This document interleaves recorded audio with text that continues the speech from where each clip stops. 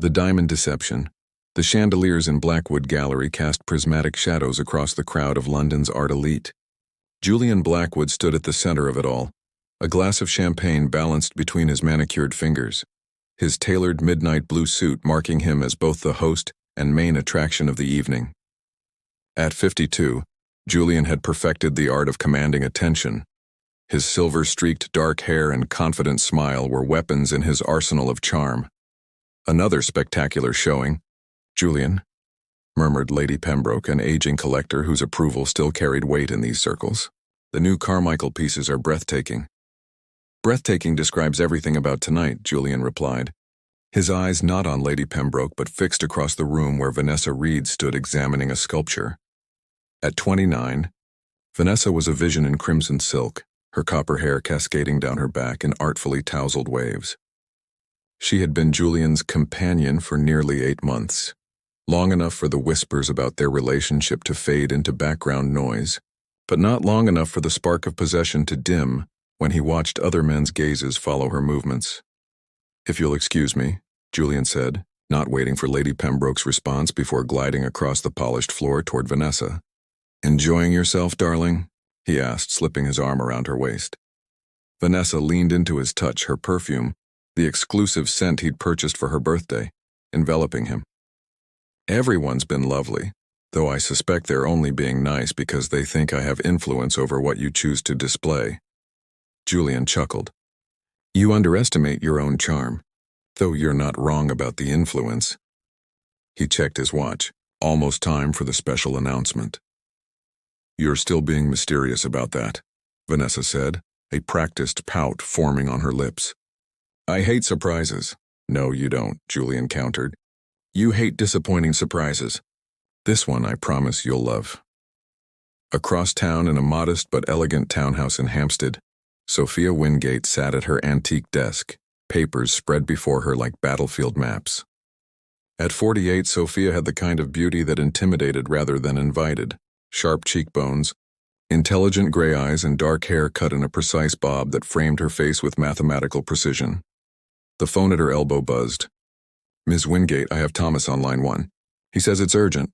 Sophia sighed, picking up the receiver. "Thomas, I told you I'm finalizing the museum proposal tonight." "Sophia," Thomas Henderson's voice was tight with tension. "I was organizing the digital catalog for the Royal Jewelry Exhibition when I noticed something alarming. The Westmoreland diamond is marked as in transit in our system." Sophia straightened.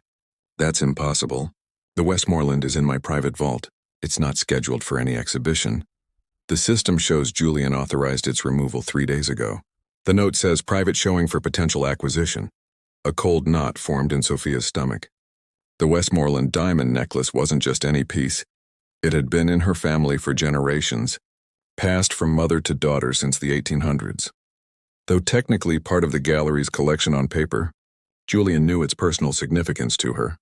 They had an understanding. The necklace was never to be sold or displayed without her express permission. "Thomas, where is Julian tonight?" she asked, her voice deceptively calm.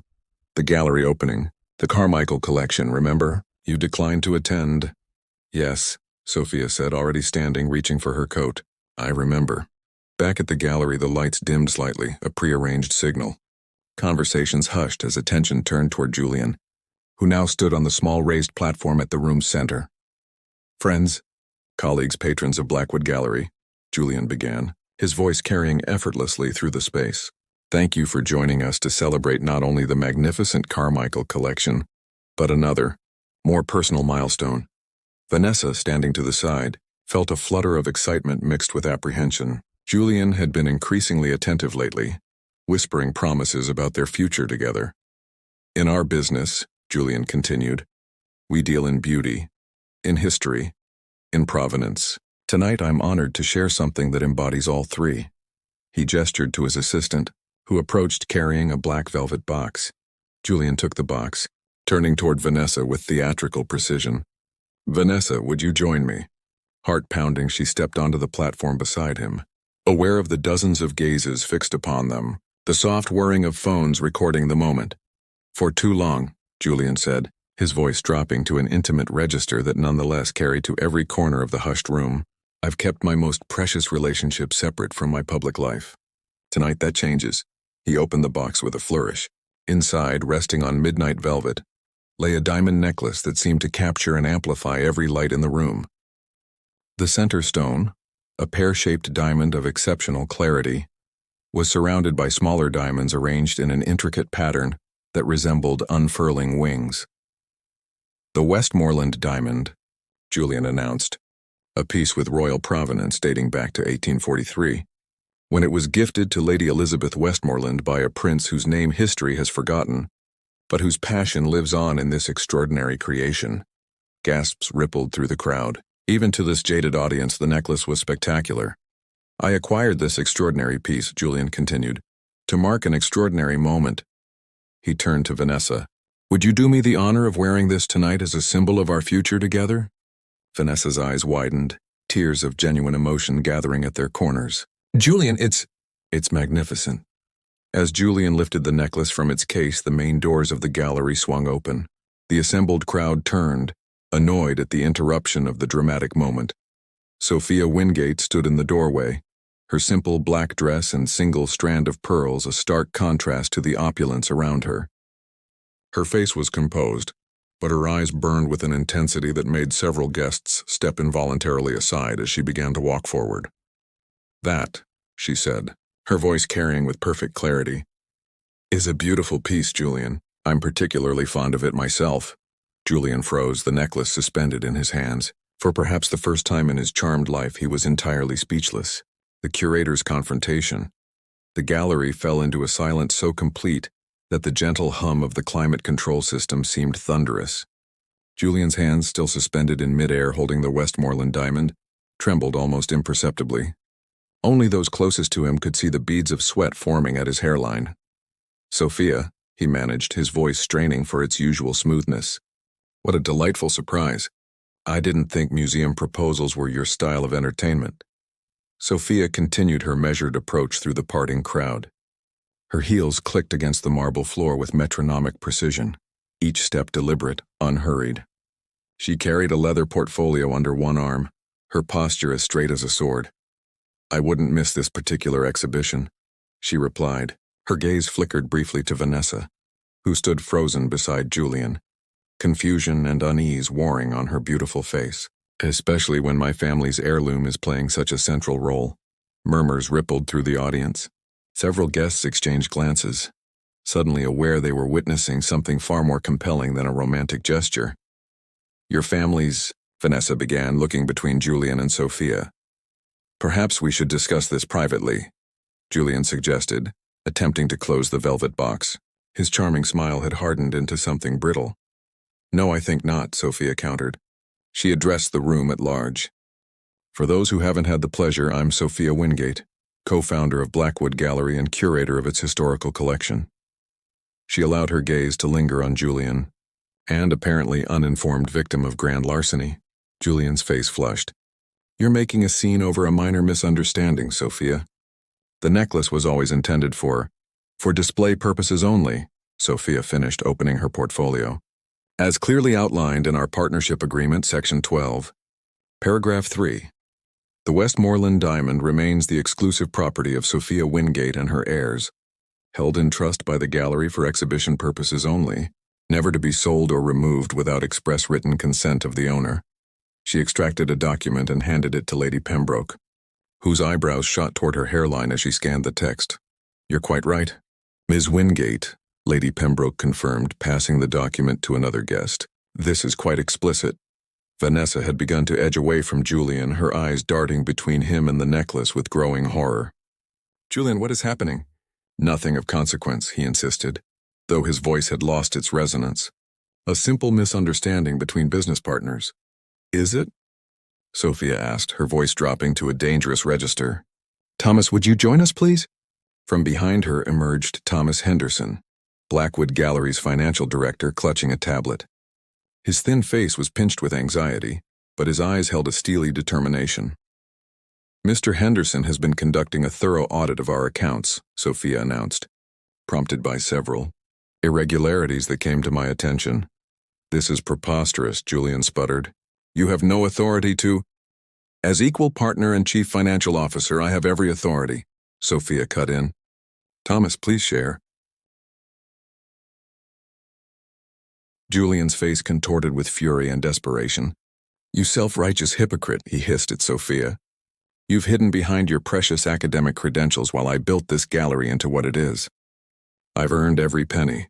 By stealing from our clients? By falsifying purchase records? Sophia's composure remained unshaken. By attempting to give away property that doesn't belong to you?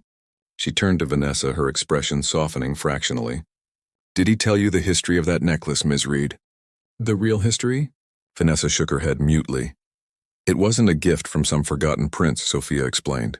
It was commissioned by my great-great-grandmother, a pioneering female archaeologist using a diamond she discovered during an expedition to South Africa.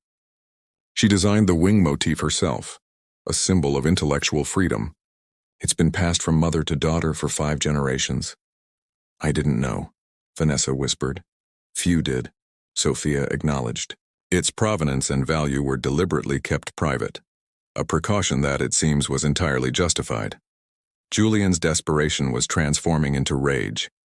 You've planned this entire ambush. You always resented my success, my connections. I resented nothing except your dishonesty, Sophia replied. She extended her hand toward him. The necklace, please. For a moment it seemed Julian might refuse. His knuckles whitened around the velvet box. Then from the gallery entrance 2 uniformed police officers appeared, summoned discreetly by Thomas. Julian's shoulders sagged in defeat.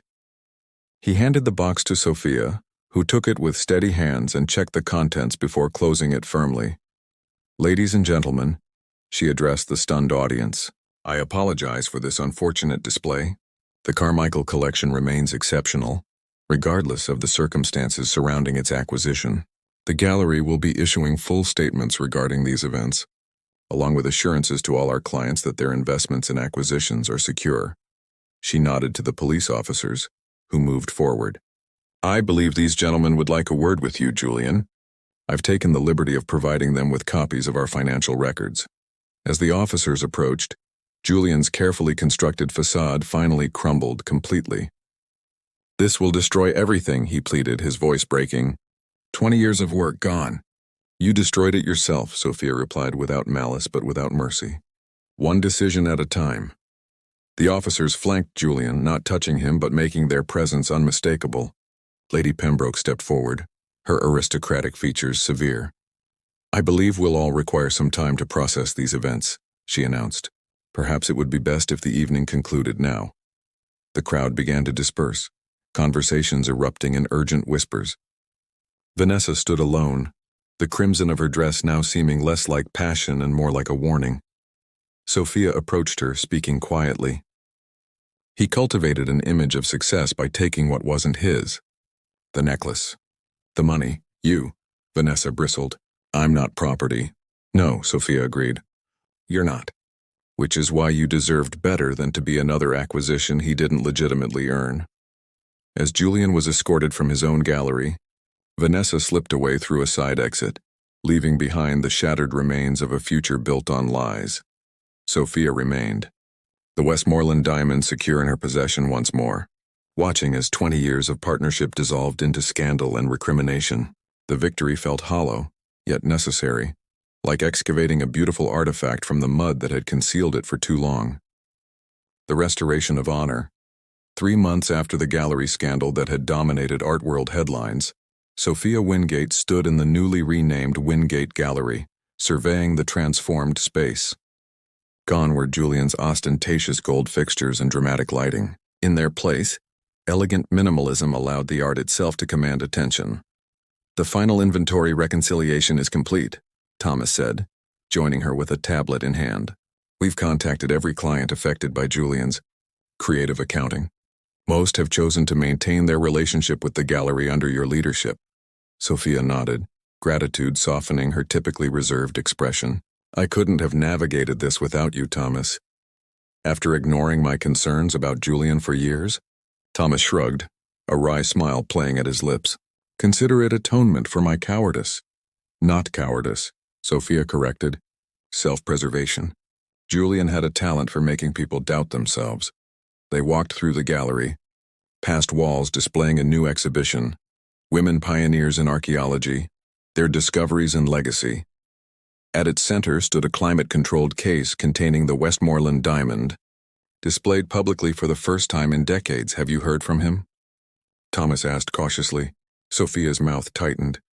His solicitor contacted mine yesterday. He's accepted a plea deal, 3 years with possibility of parole after 18 months. Restitution to be determined. And the money? Mostly gone, Sophia said with a sigh. Invested in high-risk ventures that collapsed or spent maintaining his facade. The recovered assets will be distributed proportionally among the affected clients. She paused before the necklace display, studying the diamond's facets as they caught the carefully calibrated light. My mother always said this necklace had a way of revealing truth. I never fully understood what she meant until now. The gallery door chimed, signaling a visitor. Both Sophia and Thomas turned, surprised to see Vanessa Reed enter. She was dressed simply in jeans and a cashmere sweater, her copper hair pulled back in a ponytail, a striking contrast to the glamorous woman who had stood beside Julian 3 months earlier. Ms. Reed, Sophia acknowledged, her tone neutral. This is unexpected, Vanessa approached hesitantly. I've been traveling. Needed to clear my head. Her gaze drifted to the necklace. It looks different here, more significant somehow. Context matters, Sophia replied. In Julian's hands, it was a trophy. Here, it's part of a larger story. Thomas discreetly withdrew, leaving the two women alone. I didn't know, Vanessa said after a moment. About the theft, the embezzlement, any of it. I need you to believe that. I do, Sophia said simply. Julian excelled at compartmentalizing his deceptions. Vanessa's shoulders relaxed slightly. She studied Sophia with new eyes. You knew about us from the beginning, didn't you? You were hardly his first indiscretion. But you stayed his business partner. The gallery was my life's work too, Sophia explained. I wasn't willing to abandon it because Julian couldn't honor his personal commitments. I separated the professional from the personal, a distinction Julian never mastered. Vanessa nodded, then reached into her bag, extracting a small package wrapped in tissue paper. I came to return this. Julian gave it to me last year, said it was a reproduction of an ancient Egyptian amulet. She unwrapped the paper, revealing a small golden scarab pendant inlaid with lapis lazuli. Sophia's breath caught. This isn't a reproduction, Sophia said quietly, taking the pendant with careful fingers. This is an authentic 18th dynasty piece that disappeared from our private collection last year. We assumed it was misplaced during inventory. There's more, Vanessa admitted. Earrings, a bracelet? He said they were high-quality costume pieces from museum gift shops. I never questioned it. Because he made sure you had no reason to, Sophia said. Julian chose his targets carefully, people who trusted him implicitly. Vanessa's eyes filled with tears. I feel such a fool. Don't, Sophia said firmly. Shame is what keeps victims silent. Julian counted on that. With his clients, with you, even with me for too long. She gestured toward a bench facing the necklace display. They sat side by side, two women connected by the same betrayal. What will you do now? Sophia asked. I've enrolled in university, Vanessa replied. Art history. I spent so much time in galleries absorbing Julian's practice spiels. I realized I want to understand the real stories behind the beautiful objects. A small smile touched Sophia's lips. A worthy pursuit. And you? Vanessa asked. After everything Julian did, how do you move forward? Sophia considered the question, her eyes returning to the Westmoreland diamond. By remembering what this necklace truly represents. My great-great-grandmother didn't accept the limitations others placed on her. She ventured into uncharted territory and returned with something of value. Then she transformed it into something even more valuable, a legacy. She stood, straightening her shoulders. The gallery opening tonight isn't just about rebranding after scandal. It's about honoring that legacy, the women who dared to discover, to create, to preserve. Vanessa rose beside her. Would you tell me the real story of the necklace? The complete version? Sophia studied the younger woman, seeing beyond the beauty that had first caught Julian's predatory eye to the intelligence and resilience beneath. I think I would like that, she said finally. And perhaps if you're interested, the gallery has an opening for an apprentice curator, someone with a fresh perspective. As they moved toward Sophia's office, The Westmoreland diamond caught the light one final time, its facets flashing like signals across the generations, warnings and welcomes, endings and beginnings all captured in stone and platinum, enduring beyond the flawed hands that had temporarily possessed it. In the quiet gallery, surrounded by beauty both ancient and new, two women began the careful work of restoration, not just of missing artifacts or damaged reputations, but of trust in themselves and the future they would shape together. The unexpected legacy. 6 months into her apprenticeship at Wingate Gallery, Vanessa Reed stood before an ancient wooden desk in the gallery's research room, carefully examining a collection of yellowed journals. Her copper hair was twisted into a practical knot, and she wore white cotton gloves to protect the fragile pages as she turned them. These were the personal diaries of Elizabeth Wingate, Sophia's great-great-grandmother and the original owner of the Westmoreland diamond.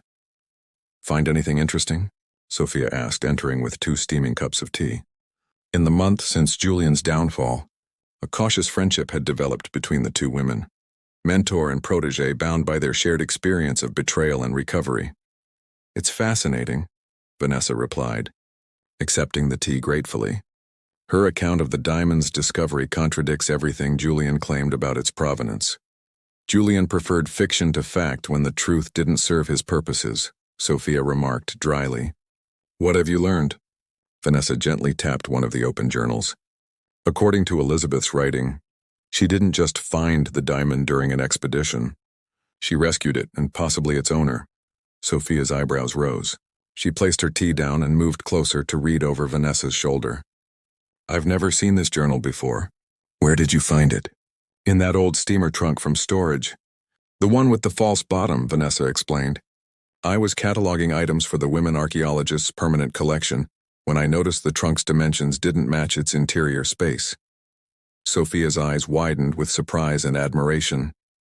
"Clever observation. What else did Elizabeth write?" Vanessa turned the page, revealing a detailed sketch of a young African woman wearing what appeared to be the Westmoreland diamond in its original, uncut form as the centerpiece of an intricate necklace. "Her name was Nthanda," Vanessa said, pointing to the neat script beside the drawing. "She was a princess of the Mwane tribe, fleeing colonial forces who had murdered her family to seize control of her people's diamond mines. She had escaped with this one significant stone, her birthright and her people's legacy." Sophia sat down heavily, her tea forgotten. "This changes everything we thought we knew about the necklace." "There's more," Vanessa continued, turning several more pages. "Elizabeth didn't just bring the diamond back to England. She brought Nthanda too, disguised as her lady's maid. They lived together for years while Elizabeth used her family's connections to raise awareness about the colonial atrocities in Africa." "Together?" Sophia repeated, her voice hushed with sudden understanding. Vanessa nodded, her eyes bright with discovery. According to these entries, they were far more than traveling companions. Elizabeth writes that she had the diamond cut and set with the wing design to symbolize Nthanda's freedom and their shared life. 2 souls finding unexpected flight together. Sophia sat in stunned silence, absorbing this revelation about her ancestor. "All these years my family passed down a sanitized version of the story. The pioneering female archaeologist, the self-made symbol of intellectual freedom. We never knew. Perhaps they felt they needed to protect Elizabeth's legacy and Nthanda's," Vanessa suggested. "The truth would have been dangerous for them in Victorian England. But now," Sophia said almost to herself, "now this truth means the necklace isn't just a family heirloom. It's potentially a cultural artifact with a legitimate claim from Nthanda's descendants." Vanessa looked alarmed. "You would give it up? After everything with Julian?" Sophia smiled, a bittersweet expression crossing her face. "The irony isn't lost on me. I fought so hard to reclaim the necklace only to discover it may have never truly been ours to begin with." She stood, pacing the small research room with determined energy. "This isn't about ownership anymore, Vanessa. It's about honoring the complete truth, not just the convenient parts." "What will you do?" Vanessa asked. "First authenticate these journals thoroughly, then trace Nthanda's lineage if possible." Sophia paused, looking at the sketch of the proud young woman who had changed her ancestor's life. "And finally create a special exhibition that tells the full story, Elizabeth and Nthanda's story. without sanitizing or romanticizing colonial history. That could be controversial, Vanessa warned. Undoubtedly, Sophia agreed. But I'm discovering that my ancestor wasn't afraid of controversy when principle was at stake. Perhaps that's the true legacy she left me, not the diamond itself. As they carefully returned the journals to acid-free storage boxes, Vanessa's phone chimed with an incoming message. She checked it, her expression darkening. "What is it?" Sophia asked. Vanessa hesitated before answering. "It's from Julian. He's being released next month. Good behavior and overcrowding. His first parole hearing was successful." The news hung in the air between them, a sudden reminder that the past was never truly buried. "He wants to meet," Vanessa continued, her voice tight. "Says he has information about more missing artifacts that weren't recovered during the investigation." Sophia's face hardened. Manipulation. He's trying to make himself necessary again. "I know," Vanessa agreed. "But what if he's telling the truth? What if there are more pieces out there? Pieces that might belong to other cultures, like the Westmoreland diamond?" Sophia studied her protege carefully, seeing the conflict in her eyes. "You're considering meeting him?" "Not alone," Vanessa clarified quickly. "But yes, I'm considering it. Not for his sake, for the sake of the truth. Isn't that what we just agreed matters most?" Outside the research room window, London's early winter darkness had descended, casting reflections of the two women against the glass. Sophia saw their silhouettes, the younger woman's determination mirroring her own stubborn resolve, and recognized that some journeys, once begun, had to be followed to their conclusion, no matter how uncomfortable the destination. "We'll meet him together," Sophia decided, "but on our terms, not his." The recovered journals of Elizabeth Wingate lay between them on the desk, secrets revealed after more than a century of silence. Like the diamond that had brought them together, these fragile pages contained facets of truth that, once exposed to light, could never be hidden again. The final revelation. The visiting room at Wakefield Correctional Facility was designed to minimize comfort. Hard plastic chairs, tables bolted to the floor, and fluorescent lighting that cast everyone in the same unflattering pallor. Julian Blackwood sat on one side of a table, his usual bespoke tailoring replaced by standard-issue prison attire. Despite these indignities, he maintained a shadow of his former charisma, his silver-streaked hair neatly combed, his posture suggesting this was merely a temporary inconvenience. When Sophia and Vanessa entered, his practiced smile faltered momentarily before reasserting itself. "Ladies," he greeted them, gesturing to the empty chairs. "How good of you to come." "We're here for information, Julian, not pleasantries," Sophia replied, remaining standing while Vanessa sat. "Your message mentioned missing artifacts." Julian's eyes narrowed slightly at her tone. "Always direct, Sophia. One of your more admirable qualities." He shifted his attention to Vanessa, his expression softening. "You look well. Academic life clearly agrees with you." "The artifacts, Julian," Vanessa said firmly, refusing to be drawn into personal conversation. "What do you know?" Julian sighed dramatically. 15 months in this place has afforded me ample time for reflection. I've compiled a list of items that may have been misappropriated during my tenure at the gallery. "Stolen," Sophia corrected. "Not misappropriated. Let's use accurate language." "As you wish," Julian conceded with a slight shrug. "In the interest of making amends, I'm prepared to provide detailed information about these items and their current whereabouts." A gesture of goodwill before my release. "And what do you want in exchange?" Sophia asked, suspicion evident in her voice. Julian spread his hands in a gesture of innocence. "Nothing beyond the satisfaction of setting things right. Perhaps a favorable word to the parole board regarding my rehabilitation." Vanessa and Sophia exchanged skeptical glances. "We've discovered something interesting about the Westmoreland diamond," Vanessa said, changing tactics. "Something that might interest you given your fascination with provenance." Julian couldn't hide his curiosity. "Oh? Do tell." Elizabeth Wingate's journals revealed the diamond originally belonged to an African princess named Nthanda, Vanessa explained. Elizabeth didn't discover it. She helped Nthanda escape colonial forces with her tribe's sacred stone. Julian's expression shifted from interest to calculation. "Fascinating. That would significantly alter the necklace's value and historical importance. Such a revelation could attract considerable attention to the gallery. We're not interested in exploiting this for publicity, Sophia said coldly. We're researching Inthanda's descendants. If they can be found, discussions about repatriation will begin. Repatriation? Julian looked genuinely shocked. You would give up a £4 million family heirloom based on a century-old journal? Unlike you, some people value truth over possession, Vanessa said. Julian studied them both, his tactical mind visibly reassessing the situation. Perhaps we can help,